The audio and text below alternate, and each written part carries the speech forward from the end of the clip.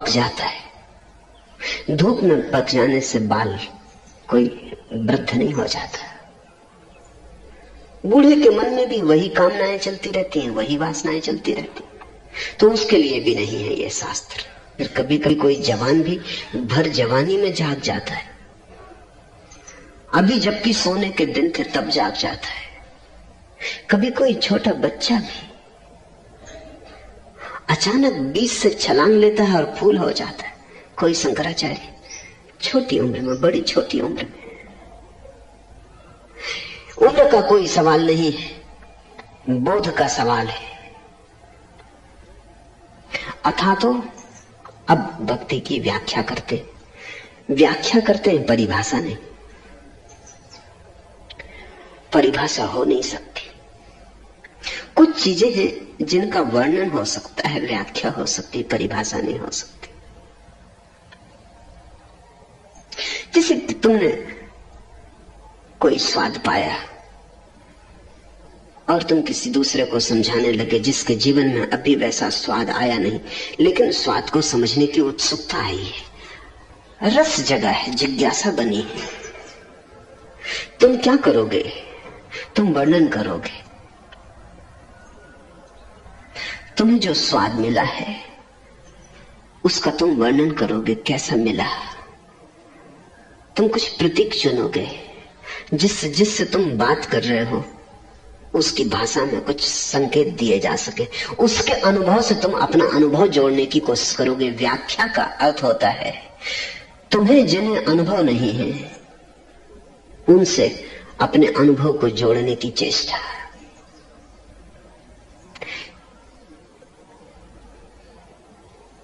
जो तैयार तो है मंदिर में प्रवेश के, लेकिन अभी मंदिर में प्रवेश नहीं हुआ है, उन्हें मंदिर की खबर देनी है। मंदिर के भीतर क्या घट रहा है, मंदिर के भीतर कैसा अनुभव हुआ है, थोड़ा सा स्वाद उनके लिए लाना है।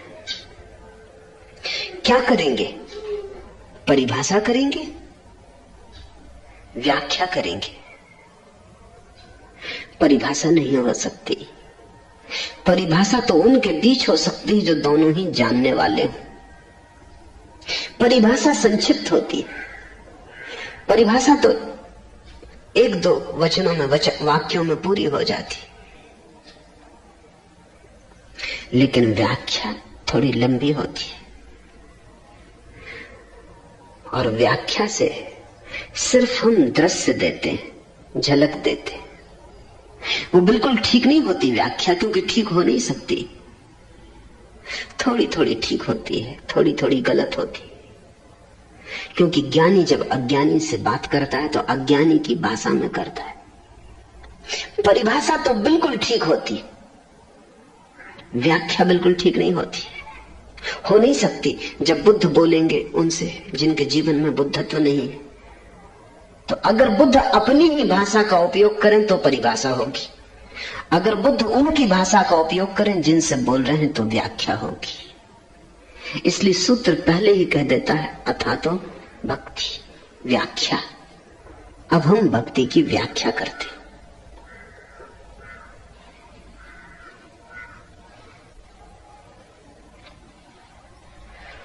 वह ईश्वर के प्रति परम प्रेम रूपा है। भक्ति की पहली व्याख्या का सूत्र, वह ईश्वर के प्रति परम प्रेम रूपा है। मैंने तुम्हें कहा ऊर्जा का एक रूप है काम, ऊर्जा का दूसरा रूप है प्रेम, ऊर्जा का तीसरा रूप है भक्ति। भक्ति और काम के बीच में प्रेम है। प्रेम का एक हाथ काम से जुड़ा है, प्रेम का दूसरा हाथ भक्ति से जुड़ा है। अगर काम वासना की व्याख्या करनी हो तो भी प्रेम से ही करनी होगी। अगर भक्ति की व्याख्या करनी हो तो भी प्रेम से ही करनी होगी, क्योंकि प्रेम सेतु है दोनों के बीच। प्रेम दोनों का मध्य बिंदु है, प्रेम दोनों का संतुलन है। जिसने भक्ति को जाना वो उनसे बोले जिन्होंने भक्ति को नहीं जाना, तो वो किस भाषा में बोले? प्रेम के अतिरिक्त और कोई भाषा नहीं बचती। काम में तो बोला ही नहीं जा सकता, क्योंकि काम एक छोर है, भक्ति दूसरा छोर है। भक्ति तो काम के करीब करीब विपरीत है। तो अगर काम से कहना हो तो इतनी कहा जा सकता है कि जो कामना नहीं है वही भक्ति, लेकिन इससे कुछ हल न होगा, निषेध हो जाएगा। हम पूछते हैं भक्ति क्या है? अगर काम से कहना हो तो हम इतना ही बता सकते हैं कि भक्ति क्या नहीं है, लेकिन पूछने वाला पूछ रहा है, हम ये नहीं पूछते कि भक्ति क्या नहीं है। पत्थर नहीं है, वृक्ष नहीं है, पक्षी नहीं है, माना भक्ति है क्या? तो कहां से शुरू करें? परम प्रेम रूपा है, प्रेम से शुरुआत करनी पड़ेगी। लेकिन प्रेम में एक शर्त लगाई है, परम प्रेम रूपा। परम प्रेम रूपा का अर्थ है ऋण, काम। अगर सिर्फ प्रेम रूपा कहते तो फिर भक्ति में और प्रेम में कोई फर्क न रह जाता, फिर तो प्रेम ही भक्ति हो जाती, फिर तीसरे की कोई जरूरत न होती। काम और प्रेम दो काफी थे विभाजन के लिए। नहीं, प्रेम में थोड़ा सा काम शेष रहता है, भक्ति में उतना भी काम शेष नहीं रह जाता। अब हम इसे ऐसा समझे कि काम में थोड़ा सा प्रेम है, इसलिए तो आदमी काम में उलझा रहता है। 1% होगा प्रेम, 99% केवल कामना है, केवल वासना है। लेकिन वो 1% प्रेम काम को भी एक सुंदर प्रतिमा बना देता है, काम को भी एक भाव भंगिमा दे देता है जो उसकी नहीं है, उधार है। काम की कुरूपता को ढांक लेता है और एक सौंदर्य का आवरण दे देता है। काम की व्यर्थता को ढांक लेता है और सार्थकता की थोड़ी सी झलक दे देता है। काम वासना में भी प्रेम का थोड़ा सा अंश है और प्रेम में भी काम वासना का थोड़ा सा अंश है, दोनों जुड़े। इसलिए प्रेम भी पूरा प्रेम नहीं है, कुछ उसमें अभी भी विजाती है। प्रेम में भी थोड़ी काम वासना, इसे हम ऐसा समझें कि कामी काम वासना में पड़ता है, काम वासना में पड़ने के कारण थोड़े से प्रेम का आविर्भाव हो जाता है। प्रेमी प्रेम में डूबता है, प्रेम में डूबने के कारण काम वासना आ जाती। दोनों में बड़ा फर्क है, लेकिन तालमेल भी है। कामी काम के कारण प्रेम करने लगता है, प्रेमी प्रेम के कारण काम में उतरता है।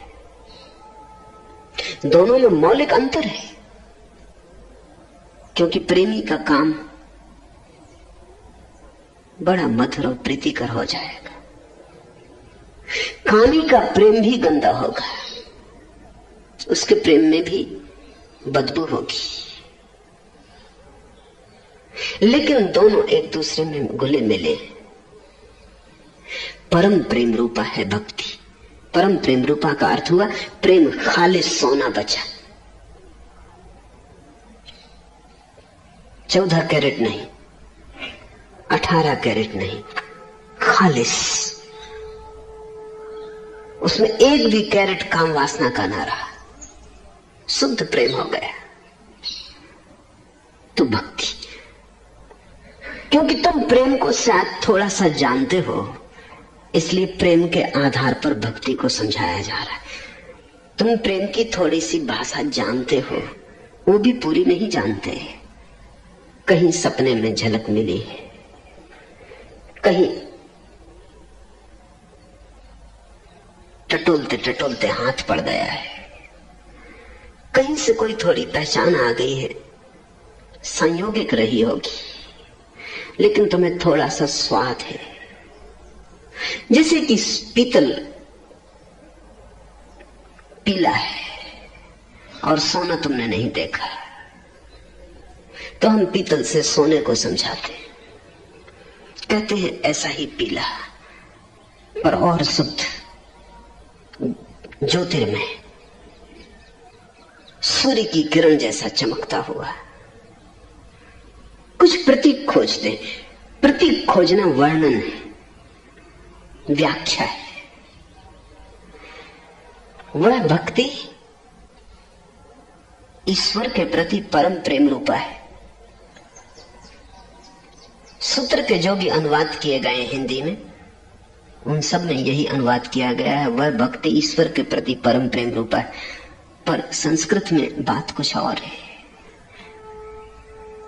सा त्वस्मिन् परम प्रेम रूपा, ईश्वर शब्द का प्रयोग नहीं किया है। ईश्वर शब्द नहीं, उसके प्रति त्वस्मिन्, बड़ा फर्क है। जिन्होंने भी हिंदी में अनुवाद किए उन्होंने बात को संकीर्ण कर दिया। उसके प्रति, उसका नाम नहीं हो सकता, इशारा है, बड़े दूर है वो। उसे ईश्वर कहने से बात हल ना होगी, क्योंकि उसे ईश्वर कहने से ही हम उसकी परिभाषा कर देंगे। ईश्वर शब्द का अर्थ होता है ऐश्वर्यवान। सारा ऐश्वर्य जिसका है वो ईश्वर। ये हमारी परिभाषा है, क्योंकि हम ऐश्वर्य की भाषा में सोचने के आदी हो गए। हमारे लिए ईश्वर ऐसा है जैसे सम्राट सारे जगत का है, पर है सम्राट ही। धन की भाषा में हम सोचने के आदी हो गए, ऐश्वर्य की भाषा में सोचने के आदी हो गए, तो ईश्वर कहते हैं। लेकिन धन से और ईश्वर का क्या लेना देना? ऐश्वर्य से और ईश्वर का क्या संबंध? सम्राटों से उसकी कल्पना करनी ठीक नहीं।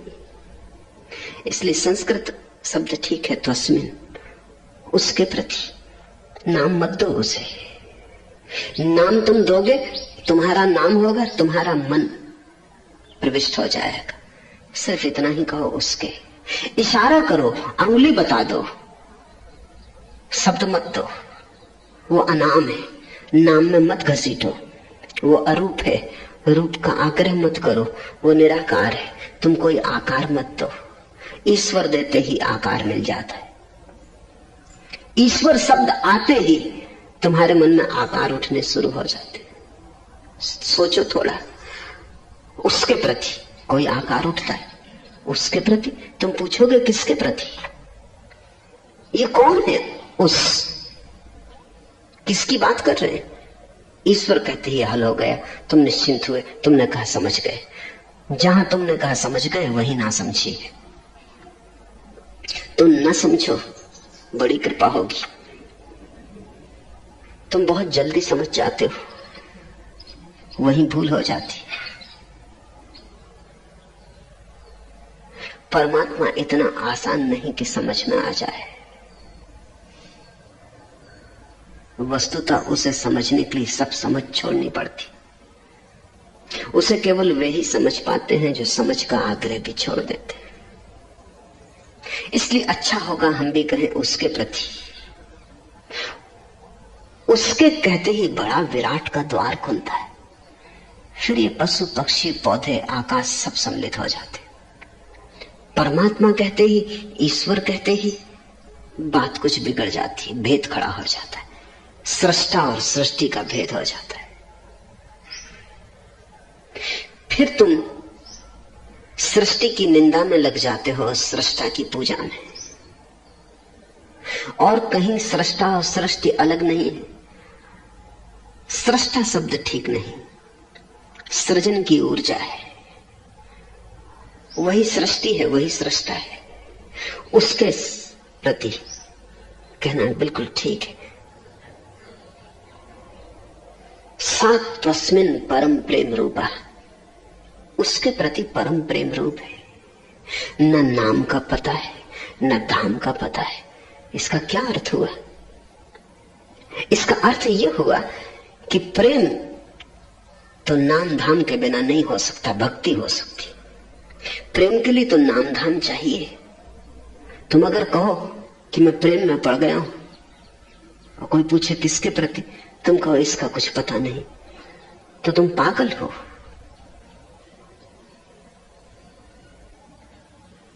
प्रेम तो साकार के प्रति है, इसलिए नाम पता है।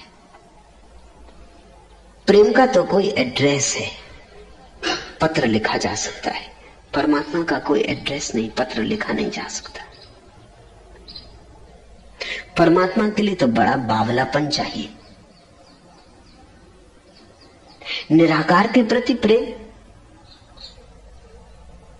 इसका अर्थ ये हुआ कि ऑब्जेक्ट, विषय तो खो गया, सब्जेक्ट केवल तुम ही बचे। जिन्होंने परमात्मा के प्रति प्रेम जाना, उन्होंने वस्तुतः यही जाना कि वहां कोई भी नहीं है, बस प्रेम ही प्रेम है। असल में परमात्मा के प्रति प्रेम कहना ठीक नहीं है, वहां प्रति है ही नहीं। वहां सिर्फ प्रेम का निवेदन है, किसी के प्रति नहीं, सिर्फ प्रेम का आविर्भाव है। शुद्ध प्रेम की ऊर्जा का उठान है, उत्थान है, ऊर्ध्वगमन है, किसी के प्रति नहीं। पर कहना होगा तुम्हारी भाषा में, इसलिए सूत्र कहता है वह उसके प्रति परम प्रेम रूपा है। परम प्रेम तभी है जब प्रेमी की भी जरूरत न रह जाए।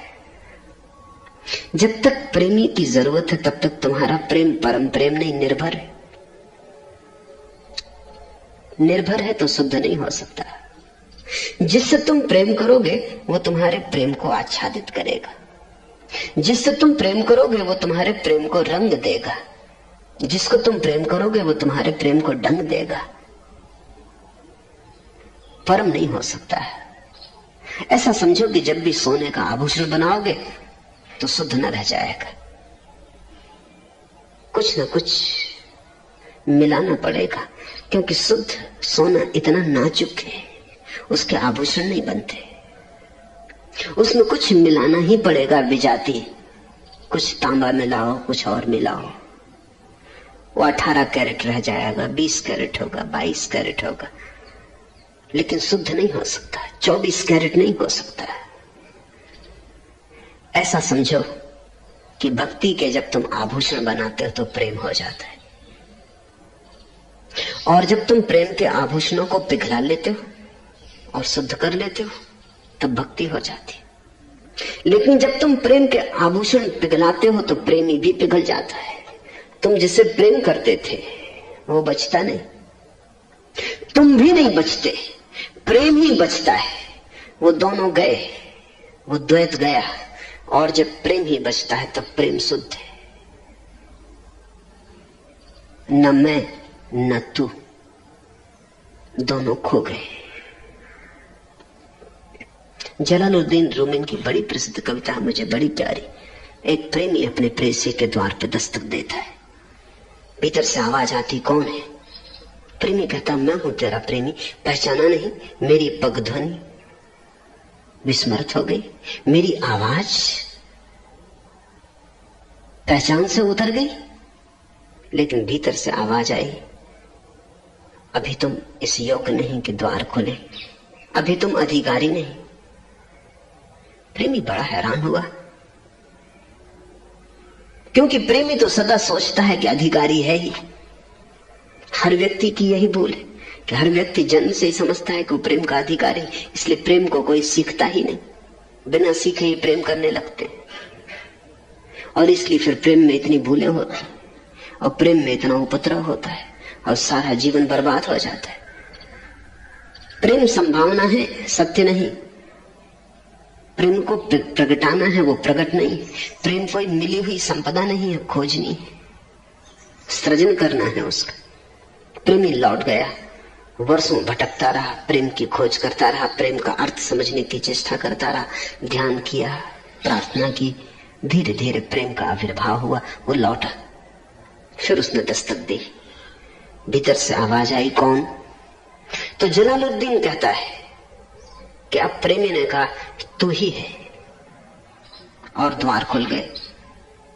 जलालुद्दीन से अगर मेरी कभी मुलाकात हो जाए, कभी न कभी हो सकती, क्योंकि जो रहा है वो कहीं होगा, जो है वो मिटता नहीं। तो उससे मैं कहूं कि कविता पूरी कर दो, ये अधूरी, अभी भी द्वार खुलने नहीं चाहिए, क्योंकि जहां तू है वहां मैं मिट नहीं सकता।